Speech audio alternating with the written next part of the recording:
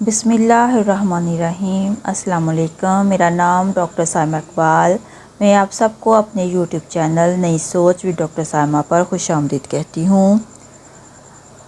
معاصر نثری ادب کے حوالے سے آج میرے لیکچر کا عنوان ہے رشید امجد کے افسانے دریچے سے دور کا تجزیاتی مطالعہ۔ آئیں اس کا آغاز کرتے ہیں۔ تعارف: رشید امجد 5 مارچ 1940 کو سری نگر مقبوضہ کشمیر میں پیدا ہوئے اور تقسیم ہند کے بعد وہ راولپنڈی منتقل ہو گئے۔ یہاں انہوں نے اپنی زندگی کے آخری ایام گزارے۔ بلند ظرف انسان، بے مثال استاد، ماہر مدیر، محقق، افسانہ نگار اور معتبر نقاد تھے۔ ان کے تنقیدی مضمونوں کی پہلی کتاب نیا ادب 1969 میں شائع ہوئی، جو ان کی تنقیدی شناخت کا آغاز تھی۔ اس کے بعد انہوں نے رویے اور شناختیں، یافت و دریافت، شاعر کی سیاسی و فکری روایت، اقبال فکر و فن، مرزا ادیب شخصیت و فن اور تعلیم کی نظریاتی اساس جیسی اہم کتابیں لکھیں، جو ان کی علمی بصیرت کا عکاس ہیں۔ ان کا پی ایچ ڈی کا مقالہ میرا جی شخصیت و فن بھی کتابی صورت میں شائع ہوا، جو تحقیقی اور تنقیدی لحاظ سے ایک اعلیٰ سطح کا تحقیقی کام ہے، اور اس میں میرا جی کی اندرونی اور روحانی تنہائی، مادیت اور ماوریت کے امتزاج کا ذکر کیا گیا ہے۔ رشید امجد نے پاکستانی ادب کا انتخاب کئی جلدوں میں کیا، مزاحمتی ادب کو مرتب کیا اور جدید اردو افسانے پر بھی گہرا مطالعہ اور تنقید پیش کی، جس نے کئی ادیبوں پر اثر انداز کیا۔ انہوں نے اہل فن کی تخلیقات میں ایسے پوشیدہ لطائف دریافت کیے جیسا کہ اچھی تنقید کرتی ہے۔ افسانوں کی بنیاد کو خیالات یا جذبات پر استوار کیا اور کرداروں کے ذریعے اندرونی احساسات کو اجاگر کیا۔ ان کے ہاں افسانہ عام واقعہ پر مبنی نہیں ہوتا، بلکہ وہ کسی مضمونی خیال یا احساس کے گرد تعمیر ہوتے ہیں۔ بیزار آدم کے بیٹے رشید امجد کا پہلا افسانوی مجموعہ ہے جو 1974 میں شائع ہوا۔ اس کے بعد انہوں نے متواتر کے مجموعے مرتب کیے، جن میں ریت پر گرفت، سپہر کی خزاں، پت جھڑ میں خود کلامی، بھاگے ہیں بیاباں مجھ سے، کاغذ کی فصیل، گمشدہ آواز کی دستک، 7 رنگ پرندے کے تعاقب میں صحرا کہیں جسے، اور ایک دکھ ایک چڑیا ہے شامل ہیں۔ ان کی کہانیوں کے 2 کلیات عام آدمی کے خواب اور دشت نظر سے آگے کے نام سے شائع ہوئیں۔ 2020 میں کہانی نے خواب دیکھا اور ان کا آخری مجموعہ منظر عام پر آیا۔ 2003 میں آپ کی خودنوشت تمنا بیتاب شائع ہوئی۔ ڈاکٹر ناصر عباس نیر نے رشید امجد کے افسانوں پر گفتگو کرتے ہوئے فرمایا، رشید امجد کا افسانہ جدید اردو افسانے کا نمائندہ نہیں بلکہ ایک تاریخی بیانیہ ہے۔ اس میں جدید اردو افسانے نے اپنی روایت کو ایک نئی جہت دی ہے۔ یہ جہت انسانی شناخت کے کثیر الجہتی سفر کا آئینہ دار ہے۔ رشید امجد کی پہلی کہانی لیمپ پوسٹ ادب لطیف کے ستمبر 1960 کے شمارے میں شائع ہوئی۔ انہوں نے 1965 میں اسے علامتی رنگ میں دوبارہ تحریر کیا، جو اکتوبر 1966 کے اوراق شمارے میں شائع ہوئی۔ یہی ان کی افسانوی اظہار میں علامت نگاری کا آغاز تھا۔ 70 کی دہائی میں پاکستان میں سیاسی جبر، حقیقت پسندی کی قوت، مقصدیت سے اجتناب، بڑھتی تنہائی اور جذباتی انتشار نے اردو افسانہ نگاروں کو علامتی اسلوب کی طرف مائل کیا۔ اس رجحان نے اردو افسانے کی معنوی اور اسلوبی حدود کو وسعت دی، باطنی کشمکش کو اہمیت دی اور افسانے کو یکجہتی سے نکال کر گہرائی سے روشناس کرایا۔ اس طرز تحریر نے ہندوستان و پاکستان کے افسانہ نگاروں کو علامت نگاری کے ذریعے نئے افق عطا کیے۔ رشید امجد کا افسانہ دریچے سے دور علامتی اسلوب، داخلی کرب اور تخلیقی شعور کی پیچیدگی کو اجاگر کرنے والی ایک تہ دار کہانی ہے، جو ایک فرد اور کہانی کے مابین رشتے کو زندگی کے مختلف مراحل کے ساتھ جوڑ کر بیان کرتی ہے۔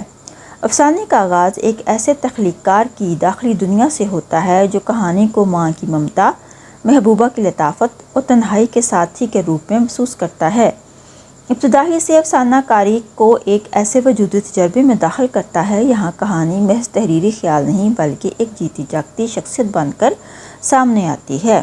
جیسے وہ لکھتے ہیں، کبھی وہ زمانہ تھا کہ کہانی شفیق ماں کی طرح اسے لوریاں دیتی تھی، شام کو وہ اپنے جیسے کسی دوستوں کے ساتھ درمیانے درجے کے ایک چائے خانے میں لفظوں کے چھوٹے چھوٹے غبارے بنا کر دن بھر کی تھکن کو ہوا میں اڑا دیتا۔ یہ پیراگراف اس امر کی علامت ہے کہ کہانی صرف تخلیقی سرگرمی نہیں بلکہ ایک نفسیاتی جذباتی سہارا ہے۔ یہیں سے افسانے کا علامتی استعاراتی نظام شروع ہوتا ہے جو آگے چل کر زندگی، رشتوں، خواہشوں اور المیوں کی کئی پرتیں وا کرتا ہے۔ اس کا فکری جائزہ۔ کہانی بطور ایک کردار۔ افسانے میں کہانی کو ایک جیتے جاگتے کردار کی صورت میں پیش کیا گیا ہے جو راوی کے لیے کبھی ماں کی ممتا، کبھی محبوب کی چاہت اور کبھی رفیق و ہمدرد کا روپ دھارتی ہے۔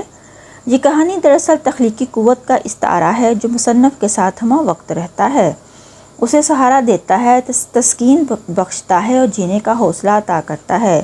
کہانی نہ صرف ایک ادبی تخلیق ہے بلکہ ایک نفسیاتی کیفیت بھی ہے جو ایک کردار کی تنہائی اور جذباتی خلا کو پر کرتی ہے۔ جب ماں یا دوستوں کے ساتھ نہیں ہوتا تو یہ کہانی ہی اس کا سہارا بنتی ہے۔ وجودی کشمکش۔ افسانے کا مرکزی کردار ایک عام محنت کش ہے جو روزمرہ کی مشینی زندگی، معاشی دباؤ، خاندانی ذمہ داریوں اور ذاتی خواہشات کی چپکلش میں گھرا ہوا ہے۔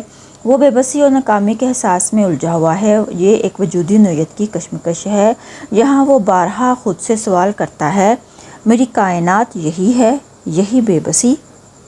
طبقاتی پس منظر اور محرومی۔ افسانہ ورکشاپ میں کام کرنے والے ایک مزدور کی زندگی کی تصویر کشی کرتا ہے جس پر خاندانی ذمہ داریوں کا بوجھ ہے، وسائل کی کمی ہے، ذاتی خواہشات کا گلا گھونٹنا پڑتا ہے۔ کہانی سماجی نابرابری اور طبقاتی جدوجہد کا گہرا شعور رکھتی ہے۔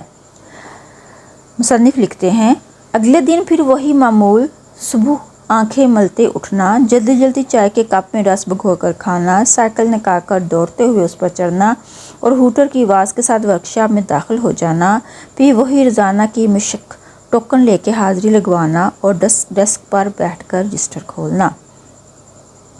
تخلیق کار اور تخلیق کے تعلق کی تبدیلی۔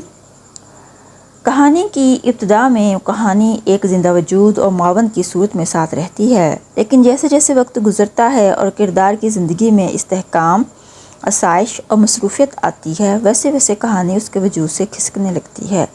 یہ علامت ہے اس بات کی کہ تخلیق صرف دکھ، تنہائی اور حساسیت کی کوکھ سے ہی جنم لیتی ہے۔ جب تخلیق کار کی داخلی خلش مٹ جاتی ہے تو تخلیق بھی ماند پڑنے لگتی ہے۔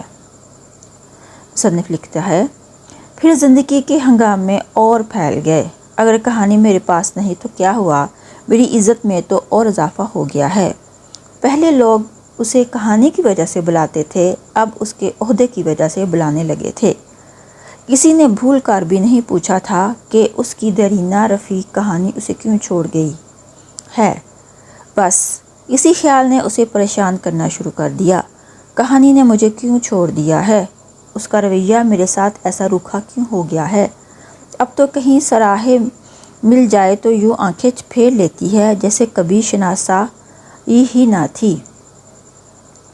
احساس ضیاع اور تخلیقی بیگانگی۔ زندگی کی کامیابیاں، ازدواجی زندگی، کوٹھی، نوکری، معاشرتی مقام، یہ سب پانے کے بعد بھی کردار کا احساس ضیاع کم نہیں ہوتا بلکہ بڑھ جاتا ہے۔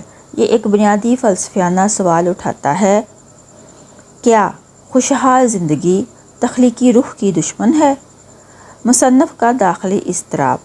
کردار جب خود سے پوچھتا ہے، کہانی مجھ سے کیوں روٹھ گئی ہے، یا میرا اپنا آپ مجھ سے روٹھ گیا ہے، تو یہ بات واضح ہو جاتی ہے کہ اب صرف کہانی نہیں بلکہ وہ خود اپنی تخلیقی شناخت سے جدا ہو چکا ہے۔ تمثیلی علامتیں اور استعارے۔ اس افسانے میں کہانی تخلیقی تحریک اور خواب کا استعارہ ہے۔ ماں، محبوبہ، دوست، زندگی کے وہ عناصر جو کردار کے جذباتی توازن کو قائم رکھتے ہیں۔ بیوی اور بچے زندگی کی آسودگی لیکن تخلیقی بے رنگی کا سبب بھی ہیں۔ کاغذ پر کہانی کا آنا، تخلیق کے بہاؤ کا رک جانا اور ویرانے میں کہانی کی جھلک گمشدہ تخلیقی پرچھائیوں کو ظاہر کرتی ہے۔ رشید امجد نے اس افسانے میں نہ صرف تخلیق کار کی نفسیات کا مطالعہ کیا ہے بلکہ وقت کی رفتار، معاشرتی توقعات اور ذاتی خوشیوں کے اس توازن کو بھی اجاگر کیا ہے جس میں اکثر تخلیق کار کی اصل ذات کہیں کھو جاتی ہے۔ مثلاً وہ لکھتے ہیں، جب باہر کی چیزیں جڑ جاتی ہیں تو اندر کوئی چیز ٹوٹ جاتی ہے۔ یہ جملہ دراصل پورے افسانے کی کلید ہے اور رشید امجد کی گہری فکری بصیرت کا مظہر بھی ہے۔ فنی تجزیہ پلاٹ رشید امجد کے افسانے دریچے سے دور کا پلاٹ غیر روایتی اور علامتی نوعیت کا ہے۔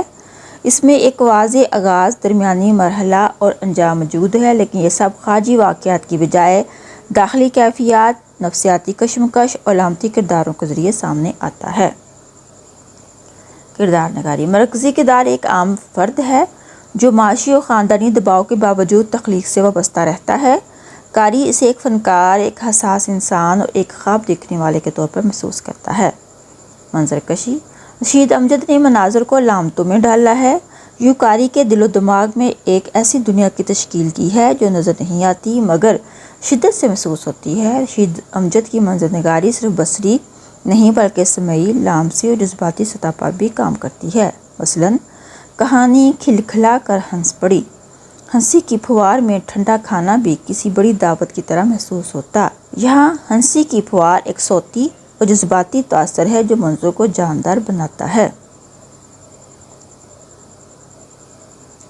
مکالمہ نگاری رشید امجد کے افسانے دریچے سے دور میں مکالماتی انداز نہایت دھیمے، علامتی، داخلی اور وجدانی لہجے میں اختیار کیا گیا ہے۔ اس میں روایتی افسانوں مکالمے کی بجائے باطنی مکالمہ نمایاں ہے جو کردار کے تخلیقی وجود اور اس کی کہانی سے رفاقت کو ظاہر کرتا ہے۔ جیسے وہ لکھتے ہیں، مجھے کیا ہوتا جا رہا ہے، چیزوں سے میرا رابطہ ٹوٹ گیا ہے، کہانی مجھ سے کیوں روٹھ گئی ہے۔ اسلوبی خصائص تمثیلی انداز بیان رشید امجد کی اسلوبی مہارت کہانی کو ایک تجریدی وجود میں تبدیل کر دیتی ہے۔ شاعرانہ زبان، جملے نرمی، روانی اور تخیل سے بھرپور ہیں۔ مثلاً کہانی دبے پاؤں اس کے پیچھے آتی۔ بیان میں داخلیت پورا افسانہ راوی کے داخلی احساسات کا آئینہ ہے۔ نتیجہ دریچے سے دور ایک ایسے کردار کا نفسیاتی اور تخلیقی سفر ہے جو اندرونی سچائیوں، معاشی دباؤ اور تخیل کی طاقت کے درمیان جھولتا ہے۔ رشید امجد نے بڑی ہنرمندی سے کہانی کو ایک وجودی اور تمثیلی علامت بنا کر پیش کیا ہے جو نہ صرف کردار کا سہارا ہے بلکہ قاری کے لیے بھی سوچ کا در وا کرتی ہے۔ یہ ایک مکمل، تہدار اور باطن شناس افسانہ ہے جو نہ صرف تخلیق کار کے داخلی تضاد کو مجسم کرتا ہے بلکہ قاری کو بھی یہ سوال سوچنے پر مجبور کرتا ہے کہ کیا تخلیق کو قائم رکھنے کے لیے دکھ، کرب اور خلا ضروری ہے؟ کیا آسائش، ترتیب اور سکون تخلیق کے دشمن ہوتے ہیں؟ رشید امجد نے کہانی کو نہ صرف بطور صنف ادب بلکہ بطور روحانی اور جمالیاتی رفیق پیش کر کے اردو افسانے میں تمثیل اور علامت کی نئی جہت قائم کی ہے۔ اچھا جی، یہاں میرے لیکچر کا اختتام ہوتا ہے۔ ہم نے دریچے سے دور رشید امجد کے افسانے کا تجزیاتی مطالعہ پیش کیا ہے۔ مجھے امید ہے کہ آپ کو میرا یہ لیکچر پسند آئے گا۔ اگر پسند آئے تو لائک اور سبسکرائب ضرور کیجیے گا۔ اس کے ساتھ ہی مجھے اجازت دیں۔ اللہ حافظ۔